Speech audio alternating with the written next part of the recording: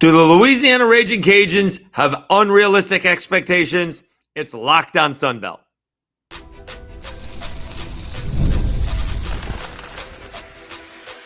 You are Locked On Sunbelt, your daily podcast on the Sunbelt Conference, part of the Locked On Podcast Network, your team every day. All right, Dave Schultz, Locked On Sunbelt, your team every day. Today's episode brought to you by Monarch Money. Take control of your finances with Monarch Money. Use code LOCKEDONCollege at monarchmoney.com for 50% off your first year. All right, scheduling shift. Matt Stewart with ESPN Plus will join us on Tuesday to preview the Sunbelt Conference tournament scheduling snafu on my end, not on Matt's. Okay. So this segment may take a couple of segments, so we're going to do that. Bear with me. I like to, roll on, as you guys know, and then we will preview the Sunbelt Conference tournament as well as doing it with Matt on tomorrow's episode. Hopefully everybody enjoyed the weekend, didn't see the sweep coming. Arkansas State's in the tournament. App State's in the tournament. Marshall has just had a ridiculous season, and we will see what will happen. I still think it is Coastal Carolina and Southern Miss on a collision course. The one saving grace for Troy, if it gets this far, which would be 2 games in, they don't have to beat Southern Miss in a series. You just got to beat them once. May have to beat them again later on, but we'll get to that. All right. It is amazing, and this happens. Bear with me, all right? Certainly, I try to follow as many of the fan bases as I can. And obviously, I'm going to follow a lot more of the Ragin' Cajuns fan bases because if you don't know, I am doing this podcast for one of 2 reasons. I covered the Louisiana Ragin' Cajuns in Lafayette when I was on morning radio there, and I was doing afternoon radio in Mobile, Alabama, so I covered the South Alabama Jaguars. That's why we have the podcast. Okay, so obviously, I follow a lot of Cajuns fans, and they follow me. All right. So what happens on a semi-regular basis is when the team does not meet expectations, the same thing happens all the time. The players complain to the parents, and then the parents complain to whomever, and somehow it gets back to me. So it happens in football. All right. It happened in basketball. Absolutely. And it used to happen in softball. And now it's happening in baseball. What a shock. All right. And so we'll set this up a little bit. But go look at the season that everybody had. There's like 3 players that exceeded expectations. 3. All right. On this year's team. And some of them had some really good years. All right. Connor Higgs had a ridiculous season. 346, 16 home runs, 45 driven in. That's outstanding. All right. Caleb Stelly had a good season, really good season. 314, 8 home runs, 31 driven in. Very good season. Pitching wise, J.R. Tolette, 358 ERA. He's only 5-4. That's more about the team than anything else. 74 hits, 73 innings. Only 12 walks, 61 strikeouts. Fine season for J.R. Tolette. Those are the only 3 guys that really did anything. I'm certainly not going to call out the guys that maybe did not either meet or exceed expectations. You can go down the statistics and see that for yourselves. Now let's back it up, okay? And this is why I say our expectations a little bit inflated, all right? Because the Cajuns think very highly of themselves. Very highly of themselves. And I'm not sure they have the right level of expectations. And I want people to understand, and I'm going to shift it, so I want to make sure people see it, all right? So I'm sitting here in my home, all right? I'm going to just show you a couple things here, see if we can see it, okay? See if you don't see my mess. That's my father, all right? So I quickly want you to understand that. So my father watches over me, all right? And here with my bourbon, that's a poster of Tony Robichaux and his poster when he passed. You can see I got my dad back there on the shelves and the hat to Tony Robichaux, okay? So that's how much I think of Tony Robichaux, all right? I want people to understand how much that man meant to me.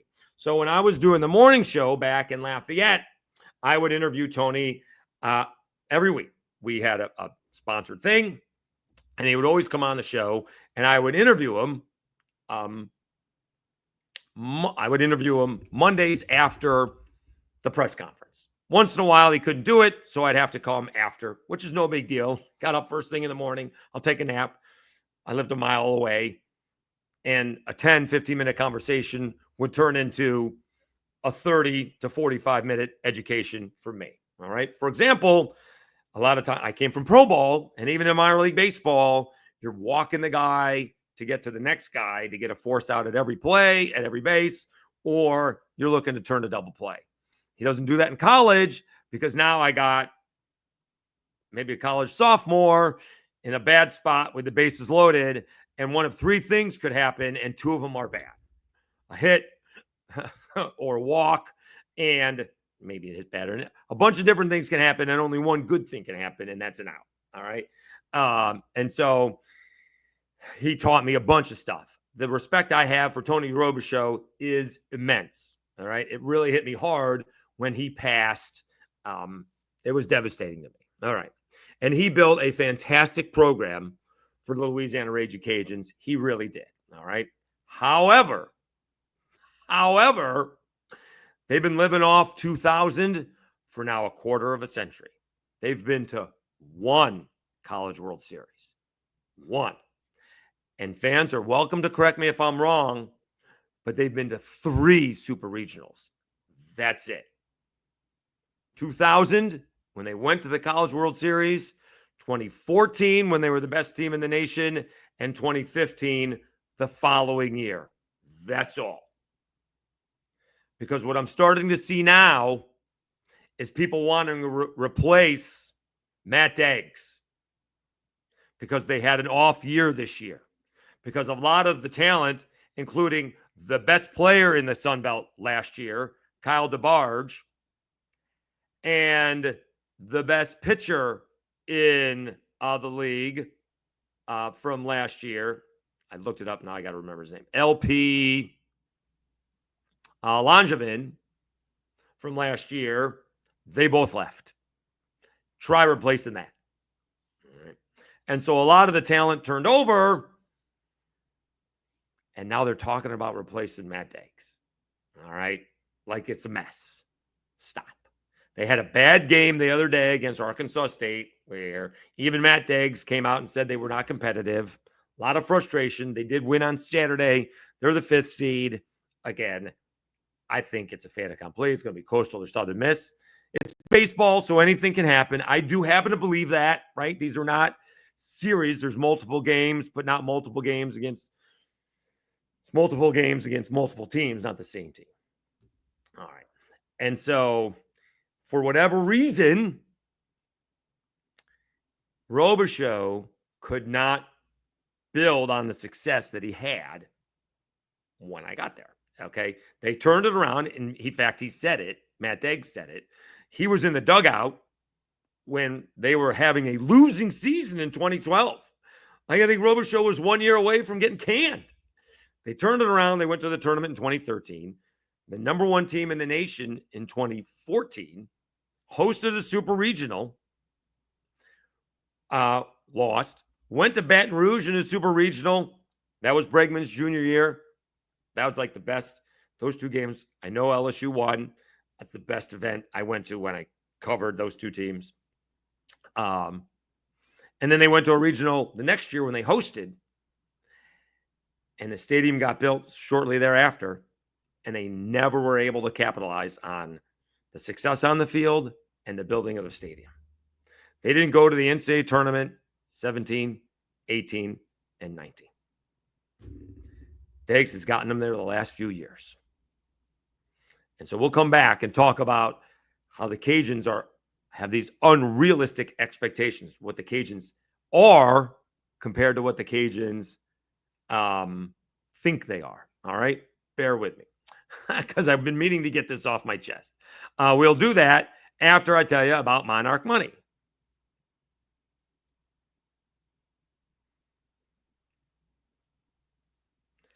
Ever check your bank account and wonder, where'd all my money go? Between dining out, online shopping, and entertainment, it's easy to lose track. That's where Monarch Money comes in, your personal CFO, giving you full visibility and control over your finances. Monarch Money isn't just a budgeting app. It's a complete financial command center. You can track all your accounts, investments, and spending in one place, so you stop just managing your money and start building wealth. When I started using Monarch, I realized just how much I was spending on food delivery. Now I budget smarter and save more. Take control of your finances with Monarch Money. Use code LOCKEDONCollege at monarchmoney.com for 50% off your first year. That's monarchmoney.com, code LOCKEDONCollege for half off your first year.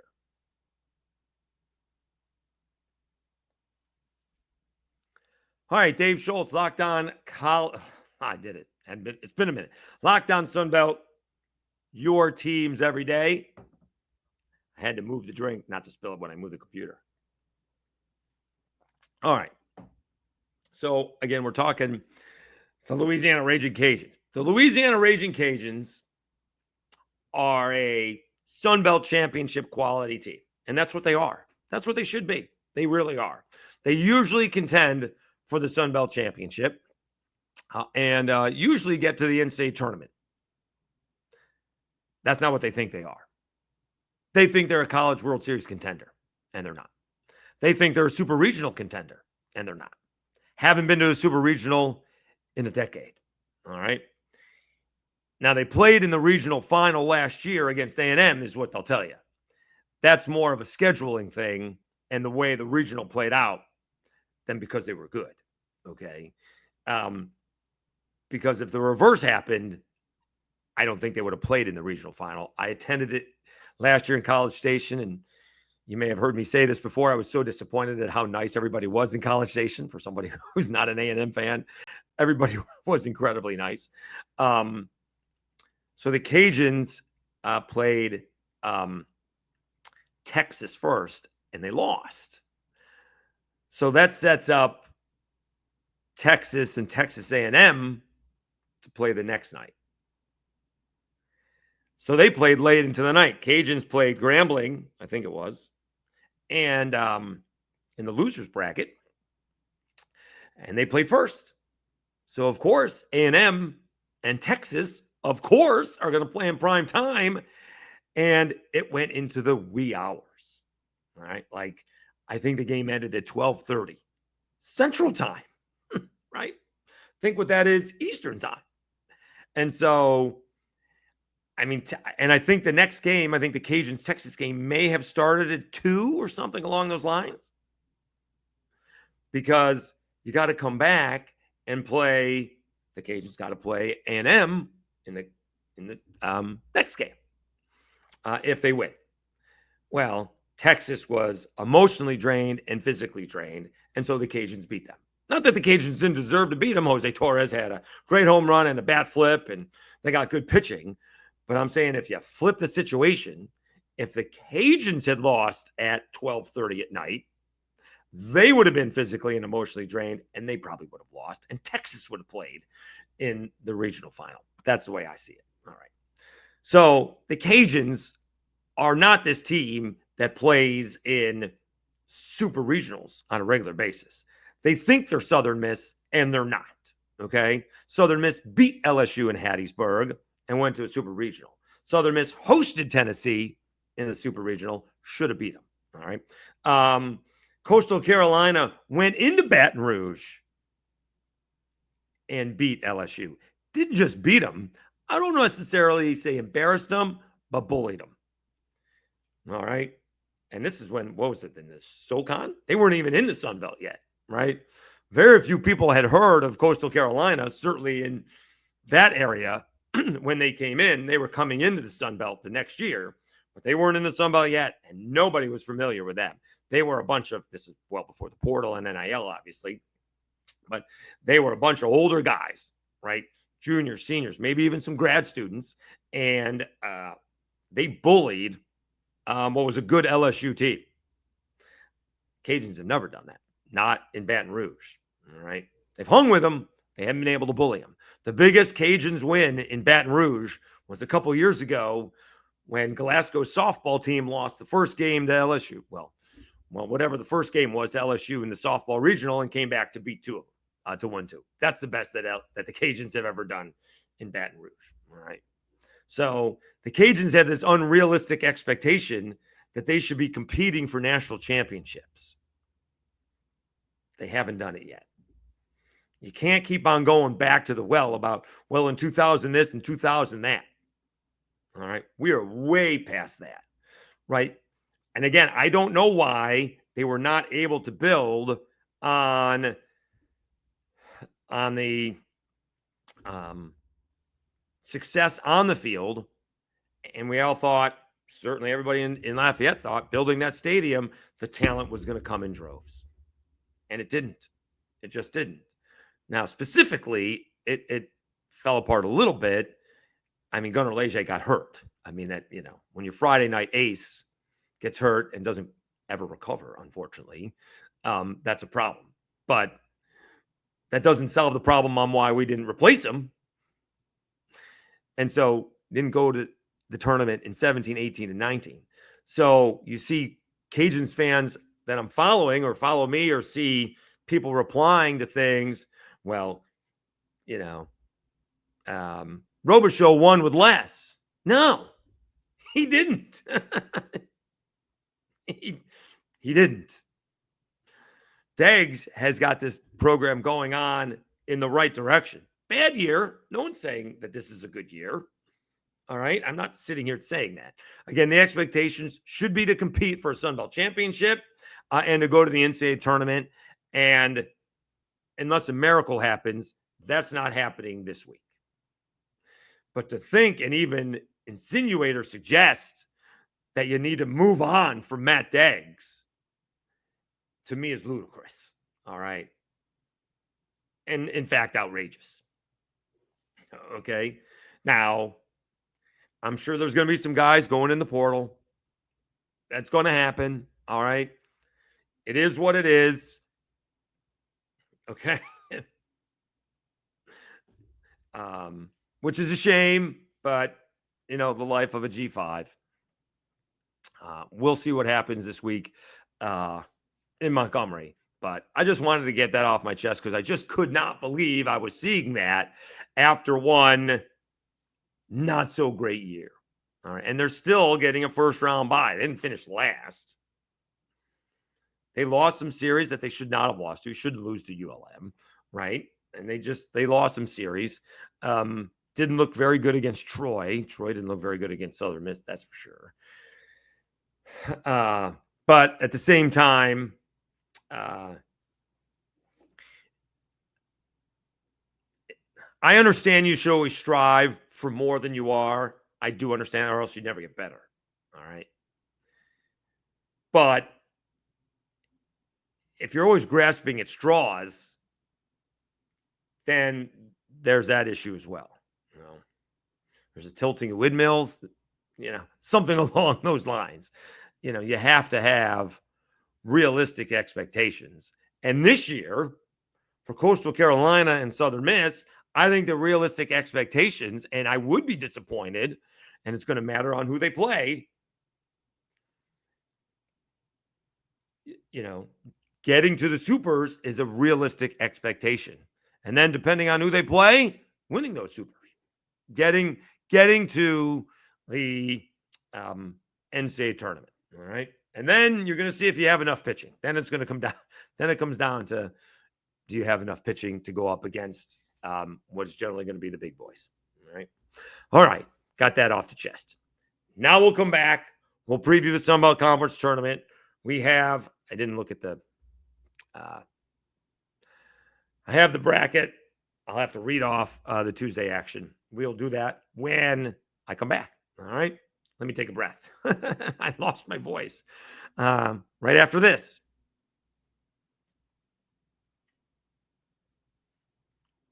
All right.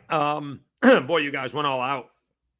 That bad call against South Alabama got almost 90,000 views. Thank you so much.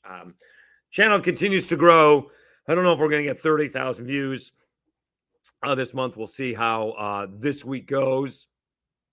And of course, the channel is going to grow the more that the Sun Belt teams move on. And whether Southern Miss hosts or not, I certainly hope they do. I want them to win. I want Coastal Carolina to win. I want Troy to win and get to the NCAA tournament. The better the Sun Belt teams do, the better the podcast does. All right. So I'm always rooting for them. And I appreciate all the feedback. The interactions have been amazing. So I do appreciate it. We might get to the 2,000 mark here before the end of the baseball season, subscription rise. Really do appreciate it. But the numbers are through the roof. So it is sincerely appreciated. Thank you so much. All right, let's preview the 2025 Sun Belt tournament. All right, Dave Schultz, Locked On Sun Belt, your teams every day. Whew. All right, we're moving on. All right, I don't know why I just have the bracket. I don't have the Tuesday bracket. Let me see if that's in there. Let's see here. That is not. That is the regular bracket, which we can't read. It's too small. All right, let me go to this. I'm going to read it from the website. See if I can read it. I'm not even sure I can read it. All right, 7C. This is Tuesday, 3 p.m. And that's Central Time. That is Texas State taking on number 10 seed App. App beats Georgia State on the last day of the season to get in. This is a single elimination part of the tournament. So Texas State playing App State. All right, I believe. And then you have Arkansas State taking on, they're the number 8 seed. They are taking on Georgia Southern, the number 9 seed. All right. So now, let's see here. Does not say. I was trying to figure out. Let's see if we can, see if I can enlarge that Sun Belt bracket here. It just says TBD for who Southern Miss is going to get. I'm going to see if I want to see if I can figure out who. Oh, here we go. It still doesn't tell me who. Let me see here. I thought we would figure out. Oh, because this is what's going to happen. All right. Coastal Carolina is going to get the lowest seed available on Wednesday. All right. So that means whoever is the lowest seed, right? That could be if Georgia Southern wins and Texas State wins. That means Georgia Southern is going to play Coastal Carolina, right? That's what that means. So that's why that's TBD. Southern Miss would get the higher seed. All right. That's why it's TBD. Okay. Is that what it says? All games played on Tuesday, May 20th are single elimination. The lower seeded first round winner will advance to play the number 1 seed, while the higher seeded first round winner will play the number 2 seed. Okay, there you go. Super genius over here. Okay. So then, bright and early Wednesday morning, the number 3 seeded Troy Trojans, who've all of a sudden lost 4 in a row, and 4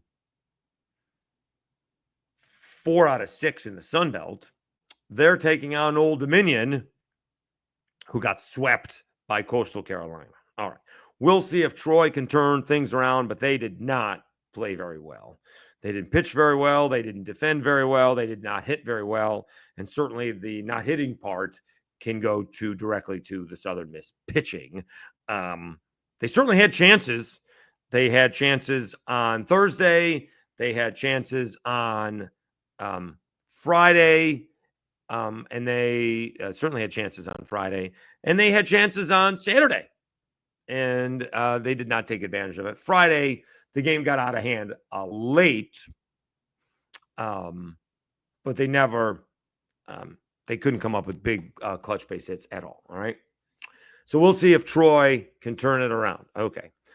And again, the thing is, if Southern Miss beats, which I'm going to presume is the Saturday night pitcher, and it'll be very interesting to see how Coastal Carolina and Southern Miss do their pitching, right? When does Jacob Morrison and JB Middleton pitch?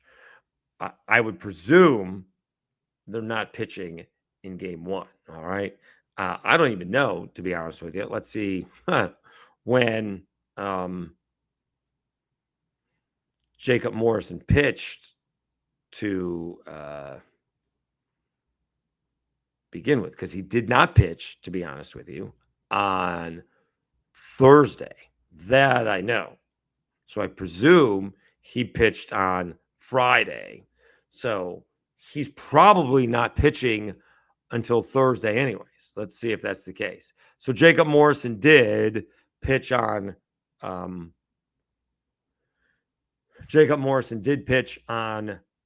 Friday. 2 runs, 3 earned, 5 innings pitched, couple of walks, 7 strikeouts. Finishes the year 10-0. Pitched okay. He left the ball game leading 2-0. In fact, I'm sorry. How about this one? He left the ball game. How about this one? Trailing 2-0. How about that? He left the ball game trailing 2-0. He got Old Dominion out in the bottom half of the 5th, and then Coastal Carolina puts up a 7 spot in the 6th. They scored 9. In fact, they scored 14 unanswered runs before Old Dominion put up a 4 spot in the 8th. Coastal Carolina went on to win it 16-7. So he pitched okay. Interestingly enough, all of a sudden we're talking pitchers of the year, and neither J.B. Middleton nor Jacob Morrison put up their best stuff. So I'm going to presume that Jacob Morrison ain't pitching until the minimum of Thursday. He's certainly not pitching Wednesday. So Jacob Morrison isn't pitching against one of those first 4. All right. That's not happening. All right. That's extremely short rest.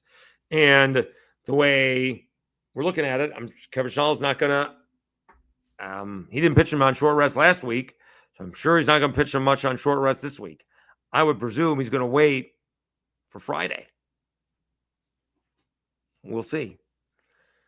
So he's going to hold him back from the semifinals. So who would that be? If I can look at the, I'll put up the bracket. Not that you can read it. Let me see here. I'm not going to be able to read that either. Let me see. No, because I can't figure out winner game 10, winner game 12. I can't do that. So Coastal Carolina would get the winner of Louisiana and Marshall. And then that's game 10. Game 10 gets the winner of game 12. And that's from the losers bracket. So they are not going to see, interestingly, they're not going to see Southern Miss until the championship game. Yeah. It's going to be interesting. Because by the time you get to that semifinal, I don't know if you're going to need it. If you beat the Cajuns and Marshall, that's on Thursday. I don't know if you're going to need to beat the team coming from the losers bracket. They're going to be on their 4th pitcher, I would think, when they're facing you. I'm adding that right. Am I adding that right? Why does that not seem correct? All right. So,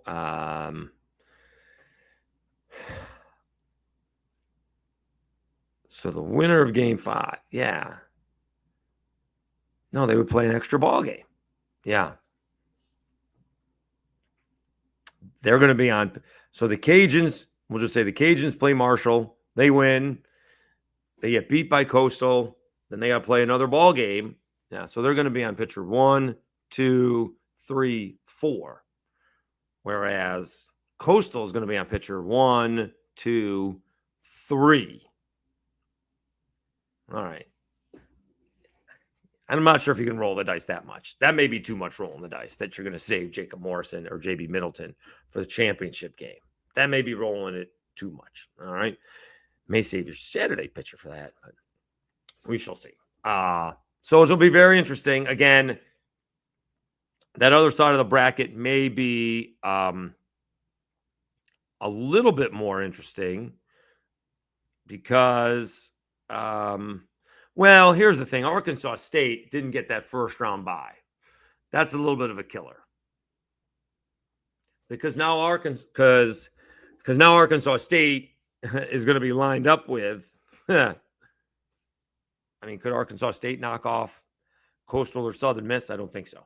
That's not going to happen. You know, I thought maybe they could knock off a Troy or a Cajuns or a Marshall. They still could. Because if Arkansas State beats Georgia Southern, then they're in the double elimination. Then they could beat somebody else. So, but they would be lined up with. They get right to Southern Miss and to Coastal. They could knock somebody else off, but then they end up right back with Southern Miss or Coastal eventually. So that's the only thing. All right. Still expecting Matt Stewart to join us to preview the Sun Belt Conference Tournament. We'll put a bow on the regular season as well. Coastal Carolina, your Sun Belt regular season champs. Let me know what. I'm sure I'm just going to hear about it from Cajuns fans. I appreciate the idea of, always trying to do more and to be better. But to think that we're going to replace Matt Deggs because we had one bad off year is, to me, unrealistic. He has turned the program around. And here's the other thing quickly. I do want to quickly to go back because all these guys were the same. All right. The special thing about that 2014 championship team, or the team, not championship team, the team that went to this hosted the Super Regional against, I guess it was Ole Miss. Everybody thought the offense because of Matt Deggs. To me, all these guys were the same. They had a bunch of guys who could hit home runs and steal bases and hit for average and lay down bunts. Jace Conrad, 22 steals. Blake Trahan, 15 steals. Ryan Leonard's, 18 steals. Seth Harrison, 15 steals. Caleb Adams, 11 home runs. Jace Conrad, 9 home runs. Michael Strentz, the catcher, 10 home runs. Seth Harrison, 9 home runs. These guys were really good. Caleb Adams hitting .381. Jace Conrad, .364. Blake Trahan, .355. Ryan Leonard's, .328. Tyler Gerard, .324. Seth Harrison, .323. Dylan Butler, .298. Chase Compton at first base, .290. Michael Strentz, one of the better clutch hitters on the team, hit .231. He was the catcher. The thing is, they had a bunch of these dudes who were all the same. All right. And everybody thought that was because of Deggs, who took the show on the road to Sam Houston and got them really good. But it ended up being these guys were all really good. That was the thing. It wasn't necessarily, certainly don't want to take anything from Matt Deggs away, but these guys were really good college baseball players. That's the thing. And this year, they just didn't have good years. The guys who were supposed to have good years either got banged up, were inexperienced, or just didn't play well. All right. I'm not sure that's all Matt Deggs' fault. So I'm sure I'm going to hear about it from Cajuns fans, but I mean, just relax a little bit. All right. It happens. It happens. All right. We'll talk with Matt Stewart on Tuesday. Hope everybody had a good weekend. I am actually on Monday doing my first tour in the warehouse. All right. Been here almost 10 months, and I am I'm giving my first tours in the warehouse. So that's going to be a lot of fun. Looking forward to that. All right. So we get to talk about Angel Share throughout the day on Monday. Everybody have a great day. I will be back with Matt Stewart on Tuesday. You've been watching and listening to Locked On Sunbelt, your teams every day. Have a good one, everybody.